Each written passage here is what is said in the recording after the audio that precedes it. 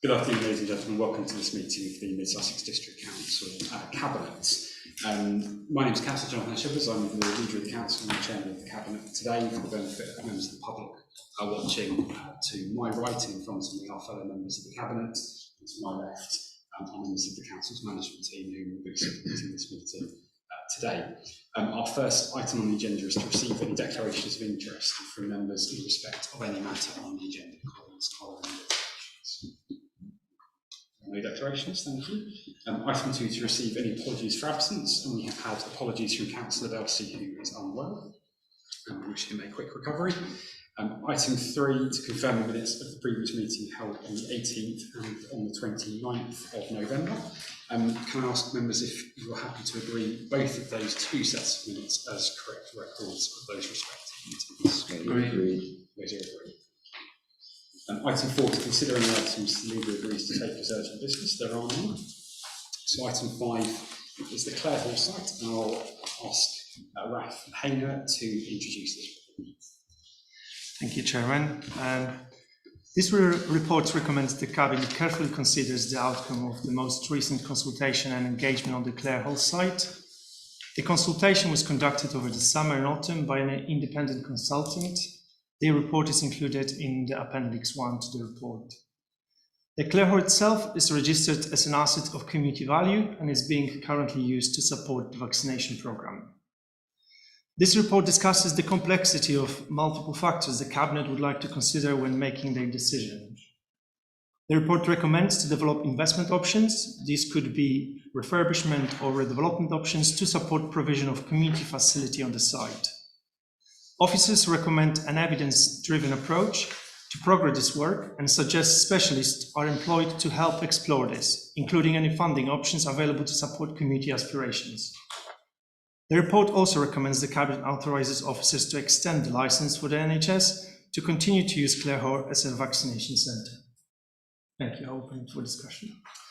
Thank you very much for that, Raf. I'm going to ask Cabinet to debate this item in two parts. Firstly, to consider the report of the consultants ECF on the consultation and engagement programme, and then secondly, we'll consider the main report and the recommendations it contains there.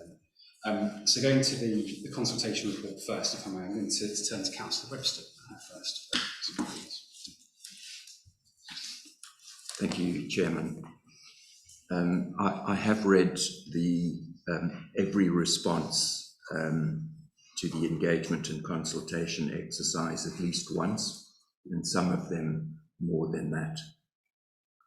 And we do, of course, have Checker Mead Theatre in East Grinstead, and I was quite disappointed, in fact, to see that that was not put forward as a good example of a theatre just up the road.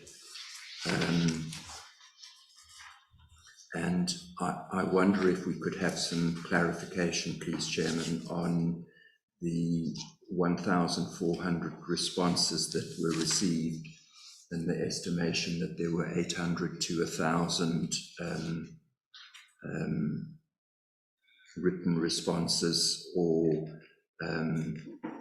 engagements with the consultation process, because I see there were only 95 people who were registered to attend the 2 public workshops, and indeed I believe not all of the people who were registered attended.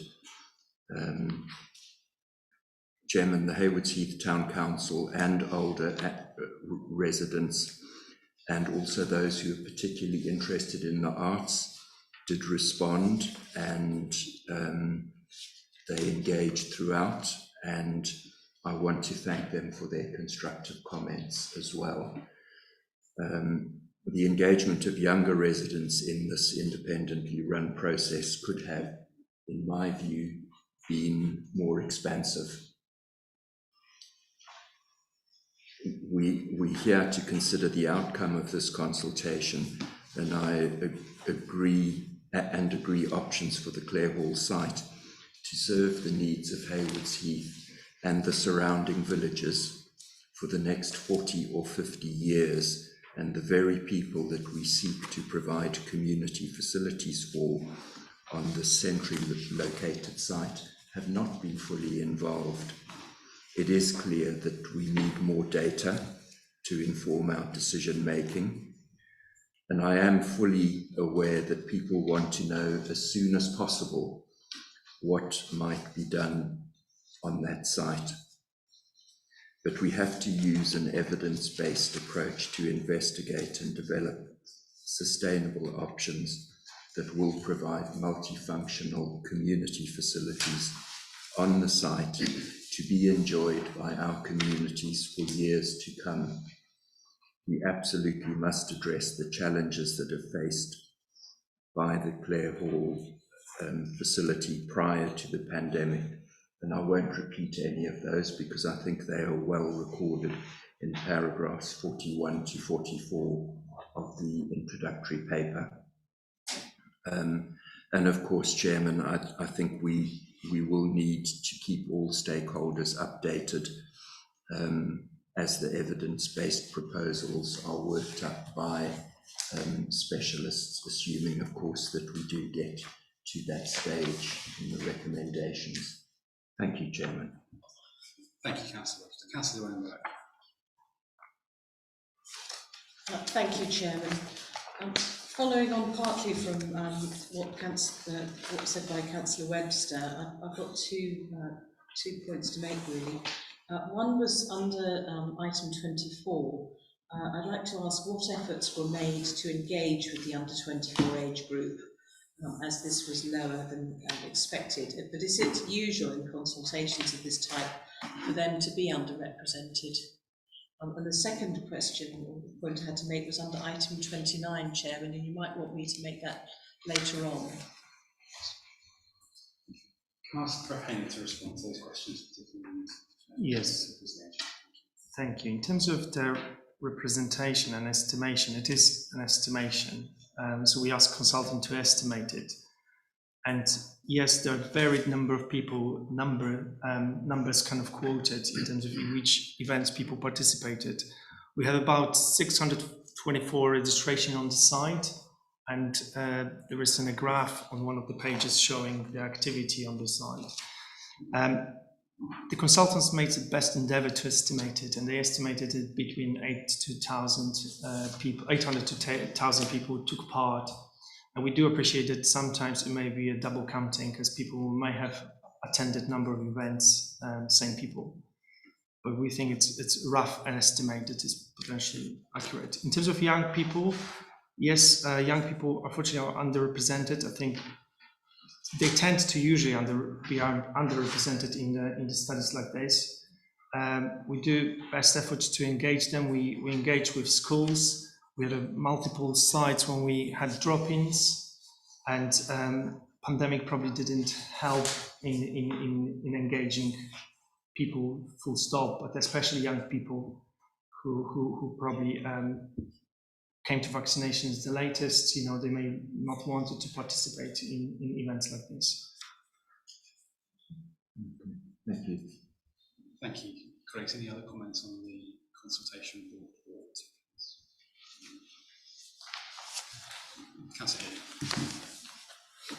Yeah, thank you. I've only a comment briefly. I'll try not to stray into the second part, but like my colleagues, I've read it at length with interest, and I'm very glad that it was such a thorough piece of work. And I think it's great that just about every single household in Hayward Heath has had something through the door and the ability to respond. So I think in terms of us doing our absolute best to get the views of the whole community, I think it's been an excellent bit of work. How it's summarised in the way forward, I imagine we're coming to next, but in terms of what it was designed to do, I'm very pleased and thank you. Thank you. Councillor Moon. Thank you. Yes, really appreciating what others have said. It was, 'twas ever thus with the younger. I was a little disappointed the fact that we've got, as we know, a lot of young marrieds with small children, etc. And they also didn't seem to be that well represented. But from what there was, and there's something else I was going to mention, but that's for the second part.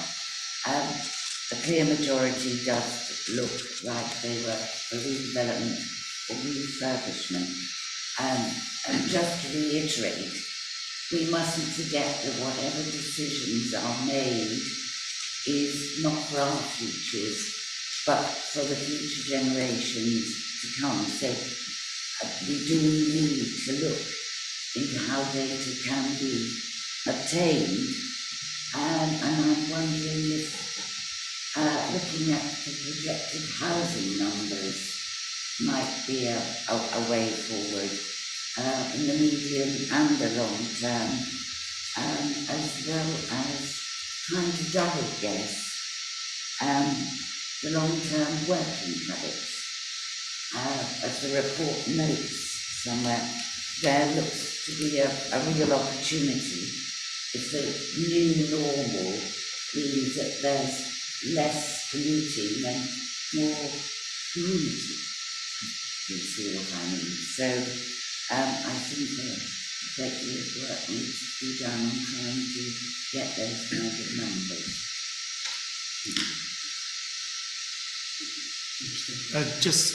Thank you for those comments. We note that, and we do going forward, as you alluded to, we will need to collect more data. So we keep these comments in mind when we approach other stakeholders in developing other information. Thank you. Councillor Sutherland. Thank you, Chairman. It's always difficult with consultations like this because you can't consult everybody about everything and look into the future so far, so you have to take a snapshot. And I think this does a very good job of giving some quite comprehensive views from the local residents. Slightly good news in that there are good reasons for it, I know, but Linfield is excluded from the leaflet drop, and actually most of the residents of Linfield are closer to Clare Hall than many of the AEC's residents are. But I think moving forward, this is a good sound basis to go out and get more information, specifically from experts who are used to trying to judge where the future will fall. And because if you look, you mentioned, Councillor Demir mentioned housing numbers. Well, in our current plan, we still have allocations and commitments for 11,500. So that's looking at the short term, if you like. Longer term out to 2038, it's 18,600. Now that's a significant increase in young families, presumably mostly young families, coming into the area. So second guessing the allocation of their desires is, I think, something that's very important. And we do need expert advice on what that might look like over the next 30 years.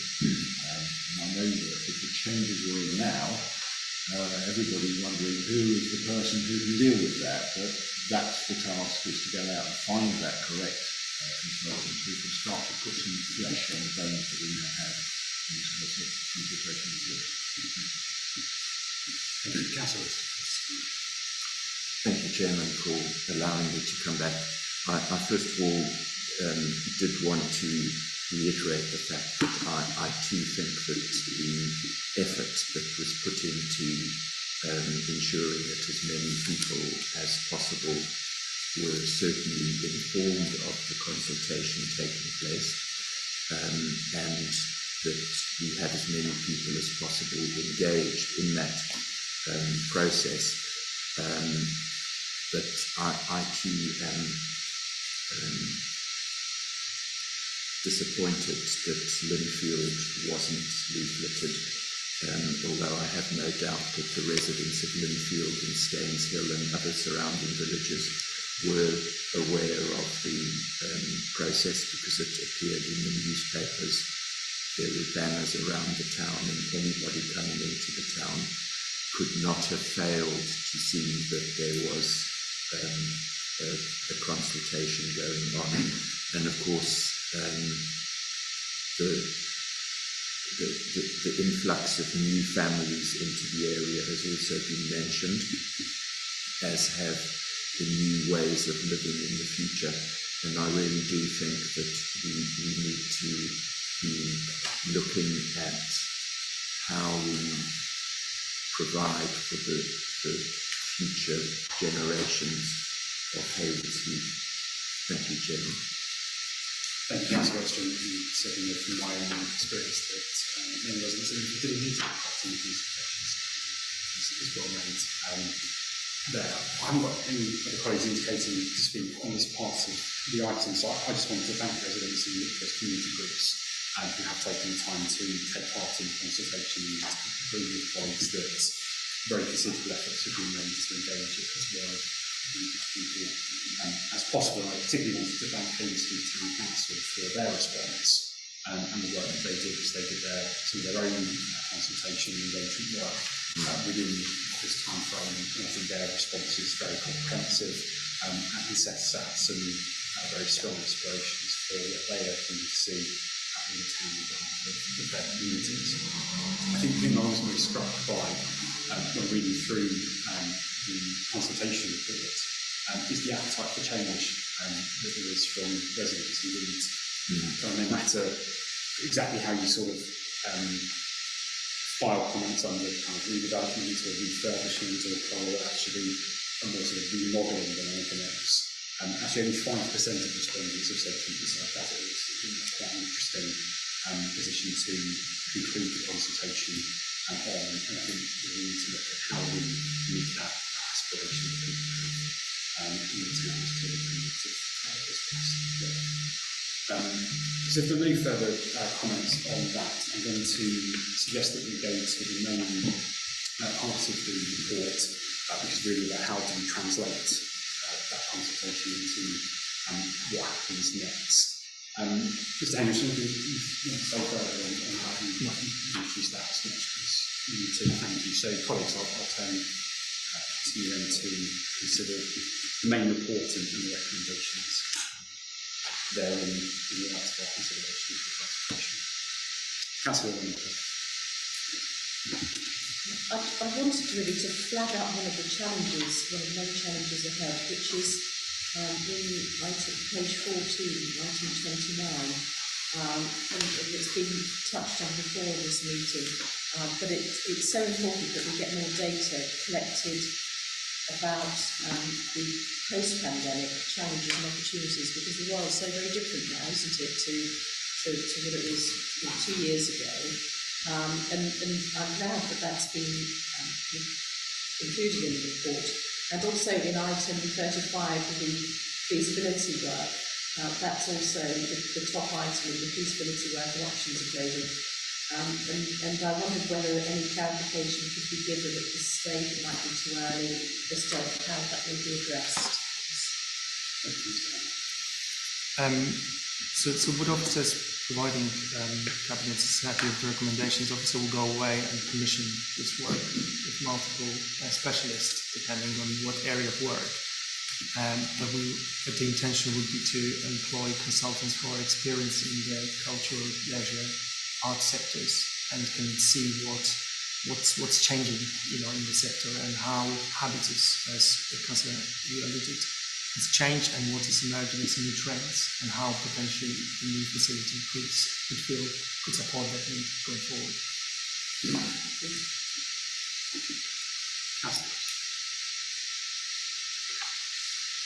Thank you, Chairman.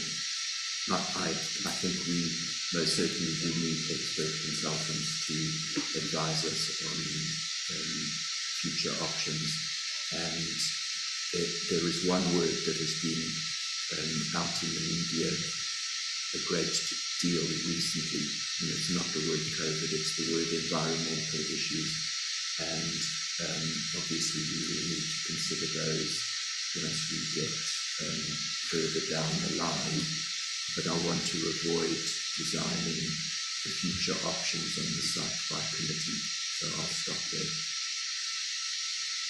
Thank you. Thank you. Councillor Dillon. Thank you, Chairman.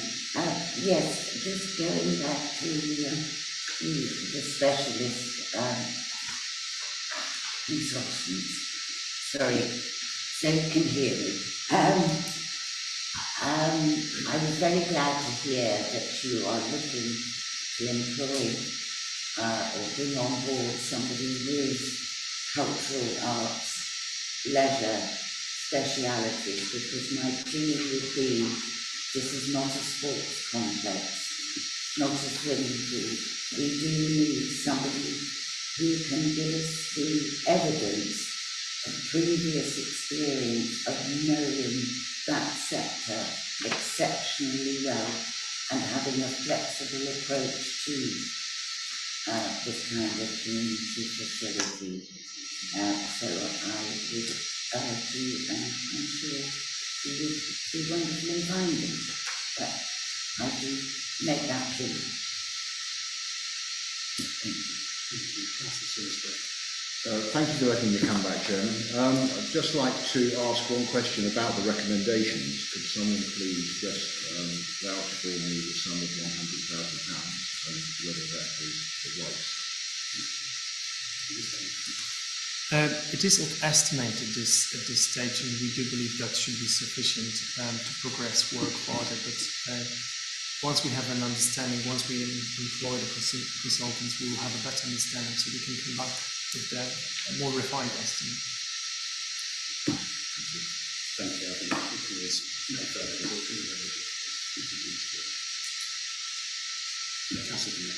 So one question I forgot to ask was, have we got any idea of timescales on this? I know the chairman is saying that we get reports regularly, but do we have any kind of timescales for appointing them, etc., etc.? I think the ideal answer would be as soon as possible, wouldn't it? So yes, we do want to progress this work at pace, and we're suggesting to the next meeting we'll bring a milestone map how quickly we can progress this work. So this is subject to your approval today. We go away and commission this work, and then we'll be able to provide you a better timescales at the next meeting. Cabinet meeting, yes. Sorry. Thank you, Luke. Yeah, part of my question was about timescales. Just a couple of things I just wanted to say. I mean, I welcome this and I support the recommendations. They are very obviously the way forward, and thank you very much indeed for the paper. I think we all know, certainly those who've lived in the town for many years, understand that this site is of huge importance. It's right at the heart of the town, and it's incumbent upon us to create something that's lively, vibrant and popular. And I think actually if we get that right, it will be a big economic plus for the town and support all sorts of other businesses as well as employment. So it's potentially very, very exciting, and I welcome the comments, particularly in paragraph 12 and 37 about going out to the market and getting expertise. I just wonder if you could enlarge, and maybe it's too early days, on 37, I think about soft testing the market, potential redevelopment ideas. I think that's really important, but are you able to give any clue at this time how or when, or is that kind of after this and when you've appointed consultants? If I may, Chairman, as I said just in previous answer, that we intend to start this work as soon as possible. And we do intend, as we discussed today, data and evidence-driven approach is the key to this. So there's a lot of data that we want to either update or collect. So once we get a consultant involved, we then I'll be able to, in a better position to answer your question more meaningfully. But we start, in January in terms of, understanding ideas, understanding, when the market is. And with help of consultants, we'll be a bit more focused and directed, because especially, in this area, as President Demir alluded, that's the biggest change, in the leisure arts sectors in terms of impact on the pandemic. So there's a lot to unpick. It's a fairly complex, I think, matter.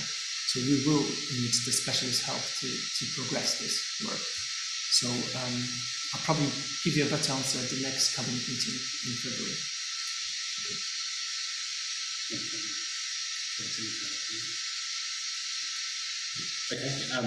thank you for that, and I think that it's really important that we move forward, as Mr. Keane said, at pace to look at the investment options for the site. We need to overcome some of the challenges that to the pandemic, but our goal is really clear to ensure we've got modern, fit for purpose, multifunctional community facilities is the best way of securing the site for the future of the community. So that's what we want to see, and I think the consultation report is very helpful in that vein. So I'm going to turn to the recommendations which are at paragraph 5 of the report. And I'll read them out. In turn, they have 5 strands. Firstly, to carefully consider the outcome of the most recent consultation and engagement activities about the whole site. That's Appendix 1, so we've discussed that. Secondly, to agree to develop investment options for the site. Thirdly, to request that officers commission specialists to advise on options for the site.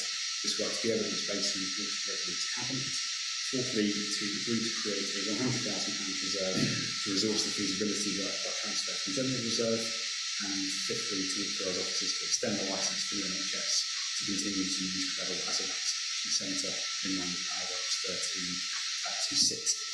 Can I ask for a show of hands on those recommendations, please? All those in favour? Unanimous. Thank you. So those recommendations are agreed. Thank you very much for the work that's been done. It's much appreciated. Item 6 is to consider whether to exclude the press and public from the meeting during consideration of the following items in accordance with section 100A of the Labour Government Act 1972 on the grounds that it involves the right to disclosure of exempt information as defined in paragraph 3 of part 1 of schedule 12A of the said act. And just as clarity, that's so we can consider the exempt minutes of the previous meeting from the 29th of November. So I formally propose that we do move into exempt session. Can I have a second? Thank you. Is that okay? Agreed. Agreed. So we'll move into exempt session.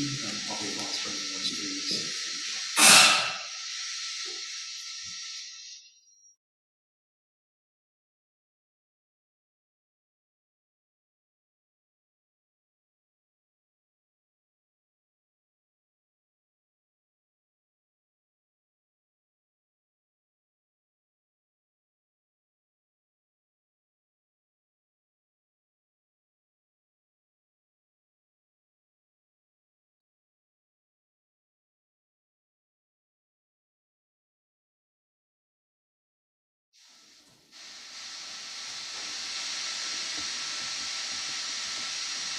Thank you. So the exempt minutes of the previous meeting were agreed, and we have no further business, so I will close the meeting at 4:28. Thank you everyone very much for attendance, and we'll just wait in place while I